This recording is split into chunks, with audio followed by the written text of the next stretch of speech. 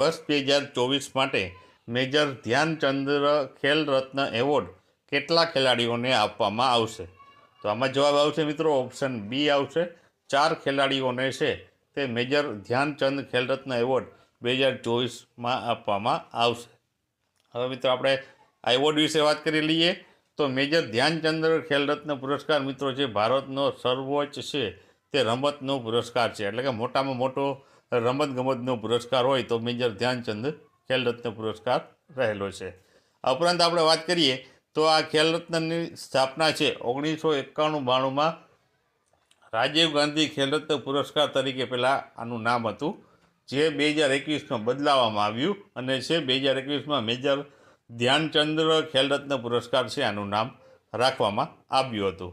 અને આ એવોર્ડ કોને આપવામાં આવે કે આ એવોર્ડ છે છેલ્લા 4 વર્ષમાં છે જે ખેલાડી દ્વારા સૌથી ઉત્કૃષ્ટ પ્રદર્શન કર્યું હોય તો તેને છે આ એવોર્ડ આપવામાં આવતો હોય છે. અને આ એવોર્ડ છે તે ભારતના યુવા બાબત અને રમત મંત્રાલય દ્વારા છે આ એવોર્ડ છે આપવામાં આવતો હોય છે. આ એવોર્ડમાં મિત્રો છે તમને એક મેડલ આપવામાં આવે, પ્રમાણપત્ર આપવામાં આવે અને 25 લાખ રૂપિયાની રોકડ રકમ છે તમને આ એવોર્ડમાં આપવામાં આવે છે. સૌપ્રથમ વિજેતાની આપણે વાત કરીએ તો 1991-92માં સૌપ્રથમ વિશ્વનાથ આનંદને છે આ એવોર્ડ આપવામાં આવ્યો હતો. ત્યારબાદ આગળ વાત કરીએ તો મેજર ધ્યાનચંદ વિશે વાત કરીએ કે જેના નામ ઉપર આ એવોર્ડ આપવામાં આવે છે. તો મેજર ધ્યાનચંદ્ર મિત્રો છે એક મહાન ભારતીય હોકી ખેલાડી હતા. તેઓનો જન્મ છે 29 ઓગસ્ટ 1905ના રોજ અલ્હાબાદમાં ઉત્તર પ્રદેશમાં તેઓનો જન્મ થયો હતો. મિત્રો મેજર ધ્યાનચંદને છે ધ વિઝાર્ડ ઓફ હોકી એટલે કે હોકીના જાદુગર તરીકે પણ છે ઓળખવામાં આવે છે. હોકીમાં મિત્રો છે તેમણે 3 ઓલિમ્પિક મેડલ ભારતને જીતાડ્યા હતા 1928માં, 1932માં અને 1936માં. ત્યારબાદ હવે મિત્રો આપણે 2024માં 4 વ્યક્તિઓને જે મળવાનો છે તેના વિશે વાત કરીએ. તો પહેલું છે ગુકેશ ડી, જે ચેસ ખેલાડી છે, જે તાજેતરમાં જ નાની વયે છે વર્લ્ડ ચેમ્પિયન બન્યું છે ચેસમાં. તો ગુકેશ ડીને મળવાનો છે. બીજું છે હરમનપ્રીત સિંહ, તેને છે મિત્રો હોકીમાં મળવાનો છે. ત્રીજો છે પ્રવીણ કુમારને પેરા એથ્લેટિક્સને મળવાનો છે. અને ચોથું છે મનુ ભાકરને શૂટિંગ માટે છે મળવાનો છે. તો આ 4 વ્યક્તિઓને 2024માં મેજર ધ્યાનચંદ્ર ખેલરત્ન જે પુરસ્કાર છે આપવામાં આવશે. ત્યારબાદ આગળ વાત કરીએ તો વર્ષ 2024માં અર્જુન એવોર્ડ છે તે કુલ કેટલા ખેલાડીઓને આપવામાં આવશે? તો મિત્રો અહીં કુલ ખેલાડીની વાત પૂછવામાં આવી છે. તો આમાં જવાબ આવશે ઓપ્શન બી આવશે. કુલ 34 ખેલાડીઓને છે તે આપવામાં આવશે આ અર્જુન એવોર્ડ. તો મિત્રો એના વિશે વાત કરીએ તો અર્જુન પુરસ્કારની શરૂઆત મિત્રો 1961માં થઈ હતી અને તેમાં 5 લાખ રૂપિયા રોકડ પુરસ્કાર અને એક અર્જુનની કાસ્યની પ્રતિમા જે આપણે અગાઉ જોઈ તેવી આપવામાં આવે છે. હવે મિત્રો છે આની જે ઇનામની રકમમાં વધારો કરી દેવામાં આવ્યો છે અને હવે 15 લાખ રૂપિયા છે તે આપવામાં આવે છે.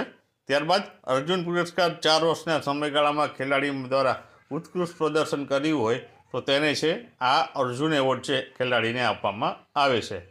2024ની વાત કરીએ તો આપણે જોયું તે મુજબ 34 ખેલાડીઓ છે, અહીં તમે જોઈ શકો છો. તો મિત્રો વિજેતાની વાત કરીએ તો પહેલું વિજેતા છે જ્યોતિ યારાજી, જે એથ્લેટિક્સ છે. બીજું છે અનુ રાની, એથ્લેટિક્સમાં એને મળ્યો છે. નીતુ ધંગાસને બોક્સિંગમાં, સ્વીટી બુરાને બોક્સિંગમાં છે.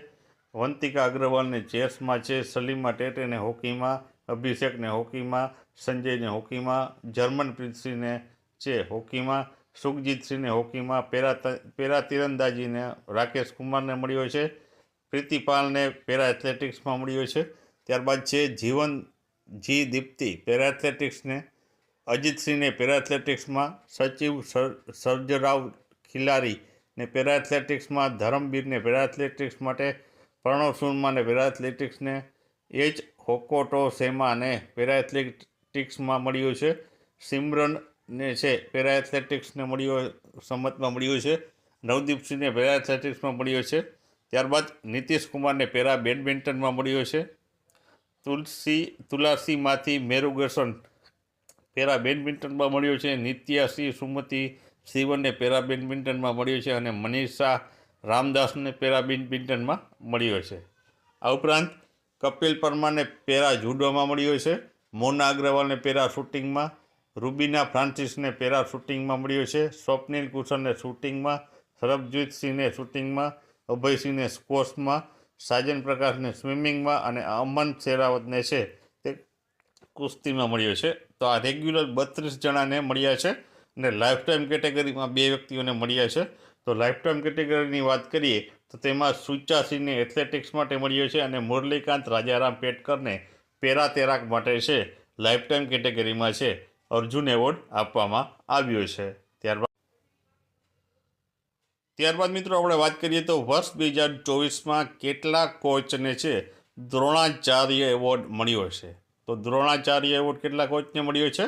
તો આમાં જવાબ આવશે ઓપ્શનમાંથી બી જવાબ આવશે. 5 જેટલા કોચને છે દ્રોણાચાર્ય એવોર્ડ મળ્યો છે. કુલ દ્રોણાચાર્ય એવોર્ડની વાત કરીએ છીએ તો અહીં તમે જોઈ શકો છો કે દ્રોણાચાર્ય પુરસ્કાર છે રમતમાં ઉત્કૃષ્ટ કોચ માટે છે મિત્રો. આ દ્રોણાચાર્ય પુરસ્કાર આપવામાં આવતો હોય છે. આ કોચની અપાતો એવોર્ડ છે. પ્રથમ વખત 1985માં છે આપવામાં આવ્યો હતો.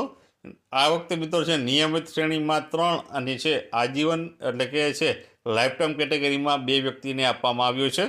નિયમિત શ્રેણીમાં સુભાષ રાણાને પેરા શૂટિંગ માટે આપવામાં આવ્યો છે, દીપાલી દેશપાંડેને શૂટિંગ માટે, સંદીપ સાંગવાનને હોકી માટે.